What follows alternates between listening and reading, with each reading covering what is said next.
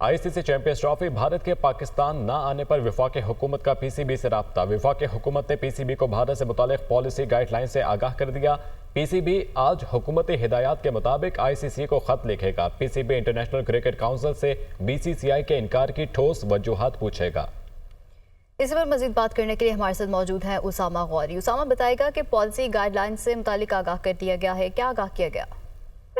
बिल्कुल, ICC champions trophy में भारत के पाकिस्तान न आने का मामला है। वफाकी हुकूमत ने पीसीबी से राब्ता किया है। हुकूमती ज़राए का ये कहना है कि वफाकी हुकूमत ने पीसीबी से राब्ता किया है और पाकिस्तान क्रिकेट बोर्ड भारत से मुतालिक पॉलिसी गाइडलाइन देने का आगाह किया है। पीसीबी आज हुकूमती हिदायत के मुताबिक आईसीसी को खत में लिखेगा। ज़राए का मजीद कहना है कि पीसीबी इंटरनेशनल क्रिकेट काउंसिल से बीसीसीआई के इनकार की ठोस वजूहात पूछेगा। पाक भारत टाकरा पाकिस्तान के बगैर मुमकिन नहीं। हुकूमती ज़राए का मजीद कहना है कि मुनाफा सिर्फ भारत की वजह से नहीं बल्कि पाकिस्तान की मौजूदगी की वजह से है।